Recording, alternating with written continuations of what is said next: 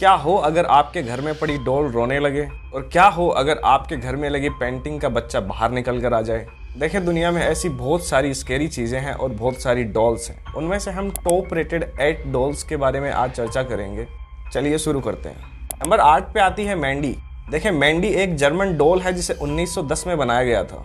यह डॉल एक बच्चे के जैसी दिखती है जिसने एक पुरानी कॉस्ट्यूम पहनी हुई है और उसके चेहरे पे बहुत ज़्यादा क्रैक्स भी हैं। शुरुआती दिनों में वो डॉल बिल्कुल नॉर्मल थी, बट कुछ टाइम के बाद में उसके ओनर्स ने ये देखा कि रात के टाइम पे जिस जगह पे उस डॉल को रखा जाता है वहाँ से रोने की आवाज़ें आती है।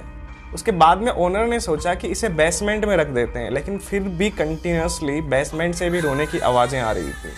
1991 में ओनर ने सोचा कि इस डॉल को ब्रिटिश कोलंबिया के नो कॉस्ट म्यूजियम में रखते हैं। म्यूजियम में रखने के कुछ दिनों बाद उस म्यूजियम में कुछ स्कैरी चीज़ें होने लगी। इस रूम में मैंडी को रखा गया था। जब भी उस रूम को खोला जाता तो मैंडी वहाँ पे मौजूद नहीं होती थी। लाइक उसको कबर्ड में रखा जाता तो वो फ्लोर पे आ जाती थी या किसी कोने में मिलती थी, और उस रूम की हालत भी बिगड़ी हुई रहती थी। म्यूजियम वर्कर्स ने एक बार उस डॉल को एक दूसरी डॉल के साथ में रख दिया था। नेक्स्ट डे जब कमरे को खोला गया और उन दोनों डॉल्स को चेक किया गया था, वो दोनों डॉल्स ही वहाँ पर मौजूद नहीं थी। नंबर 7 पे आती है ओकीकू। ओकीकू एक जापानीज डॉल थी। 1918 में एक जापानीज लेडी होती है जो मार्केट में एक यूनिक सी डॉल देखती है। वो डॉल उस जापानीज लेडी को अपनी छोटी बहन के लिए एक परफेक्ट गिफ्ट लगती है। वो लेडी उस गिफ्ट को घर ले आती है और अपनी छोटी बहन को दे देती है, जिसका नाम ओकीकू था। उस डॉल ने जापानीज कपड़े पहने हुए हैं और उसकी 40 सेंटीमीटर हाइट थी, जिसके छोटे छोटे बाल थे। छोटी बहन उस गिफ्ट को लेकर बहुत ज़्यादा खुश होती है। उस डॉल के साथ उसका इतना लगाव हो गया था कि वो जहाँ भी जाती तो उस डॉल को साथ में लेकर जाती थी। अचानक उस लड़की की मौत हो जाती है एक मिस्टीरियस रीजन के चलते। उसके बाद में उसकी बहन ने सोचा कि इसका नाम ओकीकू रख देते हैं, जिससे उसकी छोटी बहन की यादें उसके दिमाग में हमेशा रहें। सदमे में उसकी बड़ी बहन ने उस डॉल को ही ओकीकू मानना चालू कर दिया था। कुछ टाइम के बाद उस लेडी को लगा कि इस डॉल में कुछ तो वियर्ड है। उस डॉल के बाल कंटिन्यूअसली बढ़ रहे थे। जब वो डॉल को लेकर आई थी तब उस डॉल के बाल काफ़ी छोटे थे, लेकिन अब उसके बाल उसके घुटनों तक आ रहे थे। जब उसके बालों के सैंपल्स डॉक्टर को चेक करवाए गए तो डॉक्टर ने बताया कि उसके बाल रियल ह्यूमन हेयर है, जो कि असली इंसानों के बाल जैसे हैं। के बाद में उस लेडी ने उसको एक पैरानॉर्मल इन्वेस्टिगेटर को दिखाया, जिसने बताया कि ओकीकू की आत्मा अब इस डॉल में आ चुकी है। नंबर 7 पे आती है the hand wrist him painting. The hand wrist him painting 1972 में बिल स्टोनहम द्वारा बनाई गई थी। साइड में एक लड़का है जो एंग्री फेस के साथ में दिख रहा है, और लेफ्ट साइड में एक लड़की है जो सैड फेस के साथ में दिख रही है। उन दोनों के पीछे कुछ हाथ हैं जो कि नॉक करते हुए दिख रहे हैं। नॉर्मल देखने में आपको ये लगेगा कि ये जस्ट एक 2D पेंटिंग है। हाँ, ये जस्ट 2D पेंटिंग है, लेकिन जो ये करती है वो 3D के भी बियॉन्ड है। उनके ओनर्स का कहना है कि उनकी 4 साल की डॉटर ने उन्हें बताया कि ये डॉल और लड़का पेंटिंग से बाहर निकलकर फाइट करते हैं। पेरेंट्स ने सोचा कि ये जस्ट 4 साल की लड़की है, तो उन्होंने उसकी बात को इग्नोर कर दिया। एक दिन ओनर ने देखा कि उन दोनों की पोजीशन उस पेंटिंग में अलग थी, और जो पीछे जो हाथ थे वो लगातार नॉकिंग कर रहे थे। इस पेंटिंग के एक नहीं बल्कि 100 से भी ज़्यादा विटनेस हैं। एक बार उनके घर पे एक गेस्ट आए हुए थे। गेस्ट ने देखा कि उस पेंटिंग में से लड़का और वो डॉल दोनों ही गायब हैं। उस गेस्ट को ये फील हुआ कि उस बंद कमरे में कोई उसको देख रहा है। नंबर 5 पे आती है द जॉलियट डॉल। अभी के टाइम पे भी इस जॉलियट डॉल को एक लड़की ऑन करती है, जिसका नाम एना जी है। यह डॉल एक श्रापित डॉल है जिसे उसकी परदादी ने एज ए गिफ्ट दिया था। ऐसा माना जाता है कि इस डॉल में एक छोटे बच्चे की आत्मा है।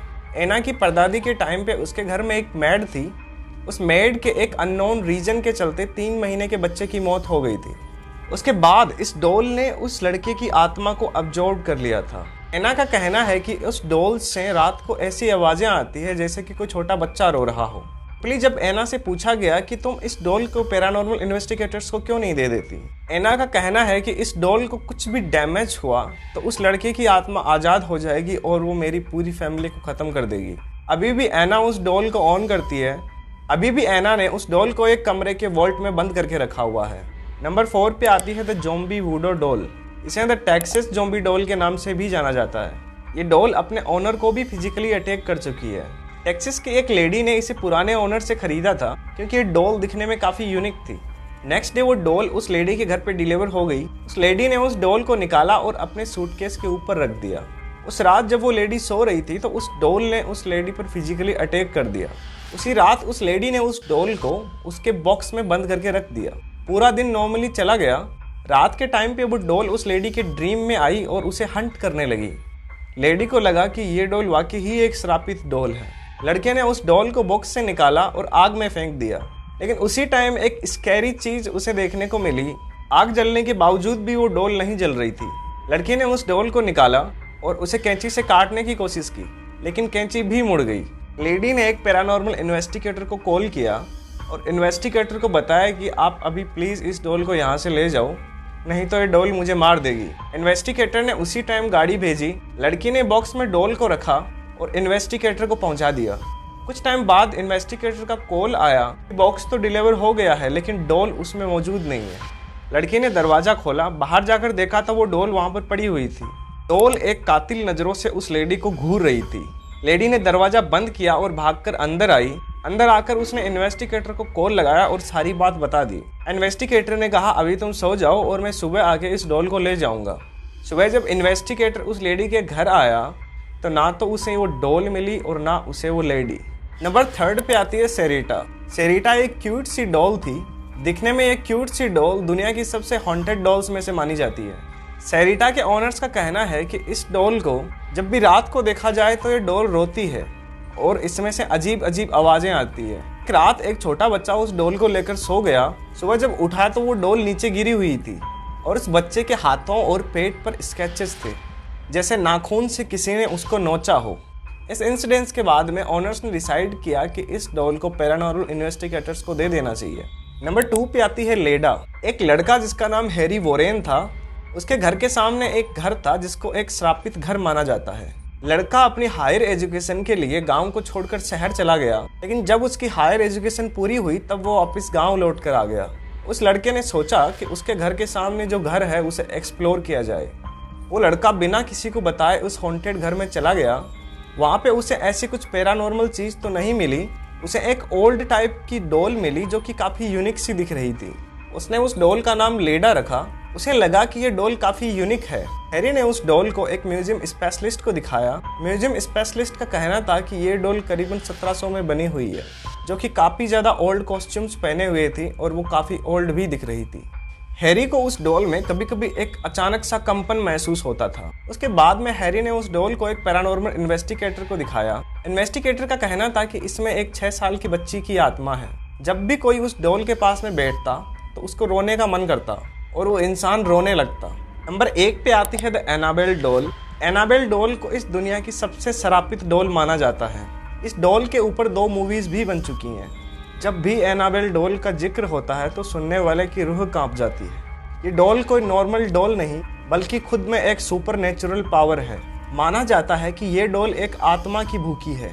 मूवीज में हमें एनाबेल डॉल को कुछ ऐसा दिखाया गया है, लेकिन वास्तव में एनाबेला डॉल कुछ ऐसी दिखती है, क्यूट सी। आज के दिन एनाबेला डॉल को एक पवित्र ताले में बंद करके रखा गया है, जिसके नीचे एक वार्निंग भी लिखी हुई है, पॉजिटिवली डू नॉट ओपन, मतलब भूल कर भी इसे कभी मत खोलना, क्योंकि जब जब इस डॉल को खोला गया है तब तब इस डॉल ने तबाही मचाई है। अभी भी ये डॉल एड और लॉरेन वॉरेन के पैरानॉर्मल हाउस में रखी गई है, बाकी सब पैरानॉर्मल चीज़ों के साथ में। यदि जानकारी अच्छी लगी हो तो डू लाइक और subscribe. Thank you very much for watching me.